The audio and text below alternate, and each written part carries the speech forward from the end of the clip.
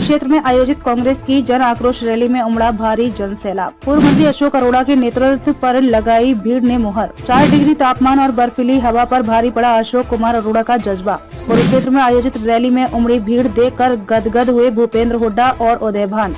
कुरुक्षेत्र में कांग्रेस की जन आक्रोश रैली में पूर्व मुख्यमंत्री भूपेंद्र सिंह हुड्डा, प्रदेश अध्यक्ष उदयभान सिंह और राज्यसभा सांसद दीपेंद्र हुड्डा, पूर्व स्पीकर कुलदीप शर्मा और पूर्व शिक्षा मंत्री गीता भुक्कल समेत अन्य नेताओं विधायकों ने की शिरकत। इस दौरान अपने संबोधन में बोलते हुए पूर्व स्पीकर कुलदीप शर्मा ने बीजेपी पर निशाना साधा।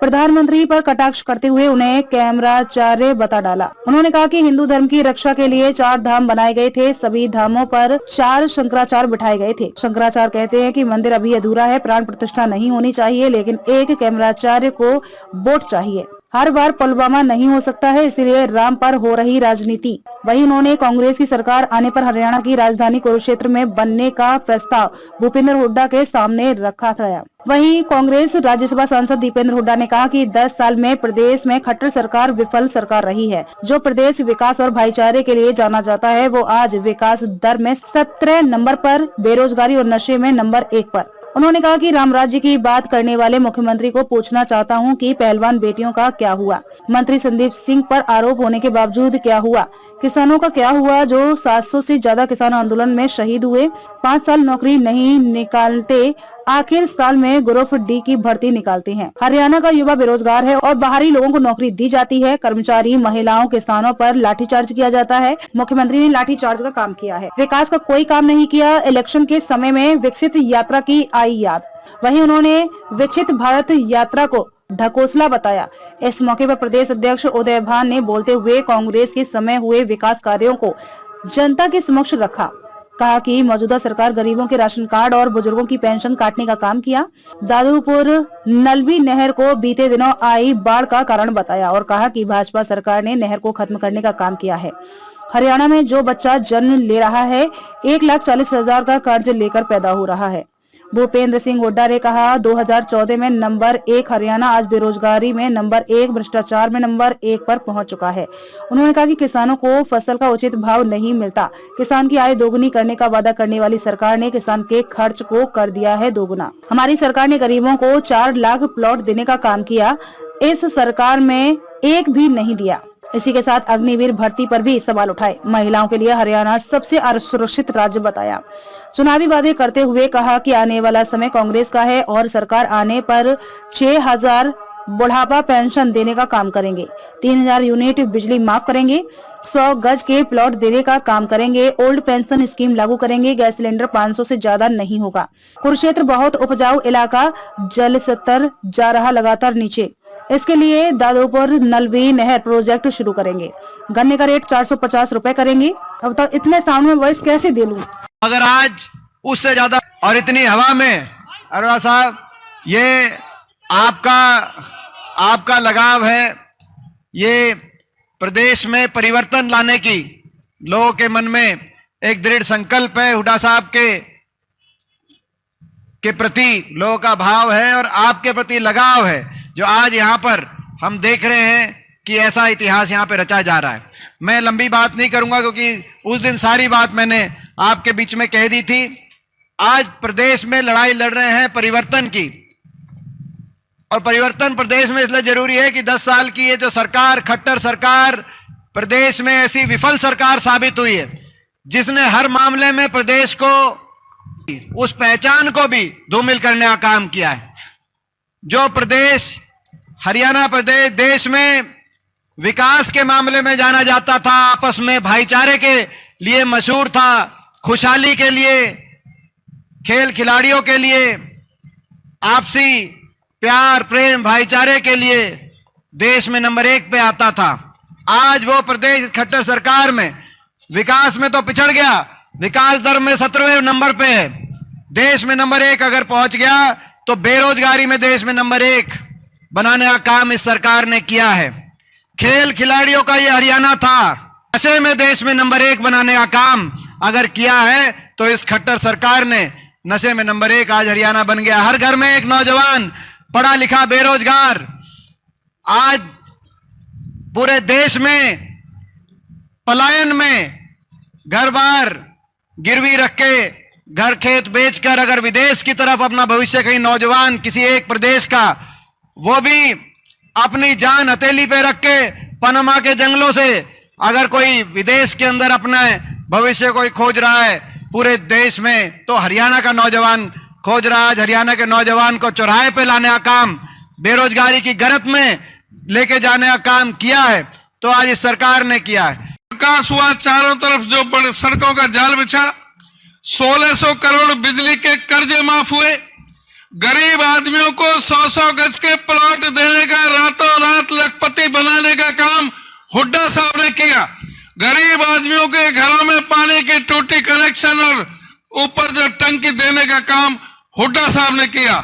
हुड्डा साहब ने 22 लाख गरीब बच्चों को वजीफा देने का काम किया था। और आज की जो सरकार क्या कर रही है, गरीब लोगों के राशन कार्ड काटने का काम कर रही है। इस प्रदेश के 9.5 लाख गरीबों के पीले कार्ड काटने का महापाप इस सरकार ने किया है। हुड्डा साहब ने पेंशन जो दी थी बुजुर्गों को अपने समय में, सर पेंशन तो 5100 रुपए नहीं दी, लेकिन 4.25 लाख बुजुर्गों की पेंशन काटने का महापाप इस सरकार ने किया। हुड्डा साहब जो गरीब आदमी का बेटा कोई MBBS की क्लास पढ़ता था तो उससे 42,000 रुपए साल की फीस लिया करते थे, और ये खट्टर सरकार उस गरीब के बेटे से 10 लाख रुपए साल की फीस ले रही है। क्या 50 लाख रुपए खर्च करके कोई गरीब का बेटा, कोई अपने बेटे को कोई डॉक्टर बना सकता है? इन लोगों ने हमेशा जो गरीब के और किसान के साथ धोखा देने का काम किया। हुड्डा साहब के समय नारा लगता था कि हुड्डा तेरे राज में, जीरी गई ब्याज में।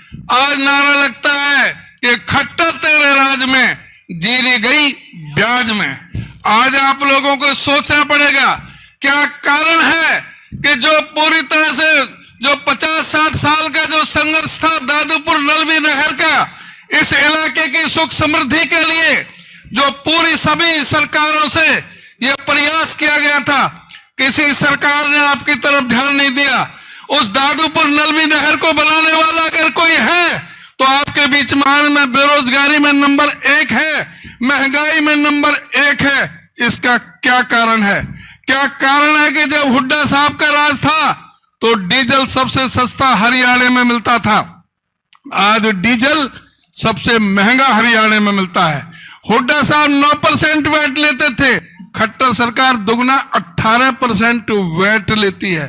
इसके पीछे क्या कारण है, ये आपको देखना पड़ेगा। सब इस बात को समझते हैं कि 9 साल में हरियाणा कहां से कहां पहुंचा।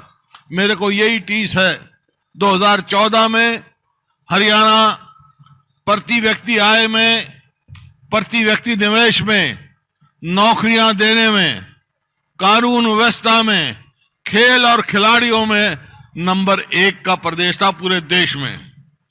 आज क्या है, हरियाणा कहां पहुंच गया?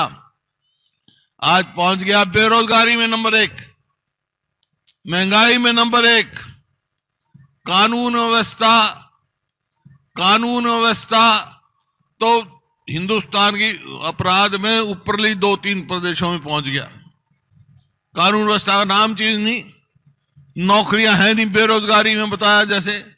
और खेल और खिलाड़ियों को आप स्वयं देख रहे हैं, हमारी बेटियों के साथ, पहलवान बेटियों के साथ इतने अच्छे खिलाड़ी जो हरियाणा का नाम था, आज उनको किस तरह जो हमने नीति बनाई थी वो भी गई। ये परिस्थिति है। अब सवाल इस बात का है कि ये कुरुक्षेत्र और ये इलाका जब पैदा करता है धान, आलू, सूरजमुखी, गन्ना, ये फसल यहां पैदा करता है। पिछले 9 साल में चाहे किसान ने सूरजमुखी पैदा की हो, उसका MSP नहीं मिला। अरे वो आलू पैदा हुआ तो मैं आया मंडी में, पीपली मंडी में आया, राजीव खड़ा, पूछो इससे, 1 रुपया किलो आलू किसान फेंक के गया। ये परिस्थिति है, ना उसको भाव मिलता है। गन्ने का भाव जो हमारे समय में था पूरे देश में सबसे ज्यादा, आज पंजाब का हमारे से ज्यादा हो गया। तो किसान की कहां बात? कहा गया इनका वायदा था 2022 तक हम किसान की आमदनी दुगनी कर देंगे। आमदनी तो दुगनी नहीं करी, लेकिन लागत कई गुना बढ़ा दी। खाद क्या क्या भाव था, आज क्या मिलता है। कीटनाशक दवाइयां देखो, कोई भी देखो, पेट्रोल डीजल देखो, क्या भाव है, क्या भाव था, आज क्या भाव मिलता। लागत तो हर हिसाब से, आमदनी नहीं बढ़ी। हमारे समय में एमएसपी सही हर साल बढ़ाते थे हम। अब एक दफा आलू की फसल की कीमत नहीं मिली तो हमने आलू को एक्सपोर्ट करने का काम किया था। बाहर से मंगाए थे आलू, लेने खरीदार आए थे ताकि किसान को उसका भाव मिल सके। इसी प्रकार से गरीब आदमी को हमने 100-100 गज के 4 लाख प्लॉट दिए गांव में। इन एक प्लॉट दिया हो तो बता दो, कोई ध्यान नहीं। बेरोजगारी बढ़ रही है, मनरेगा नहीं मिल रही,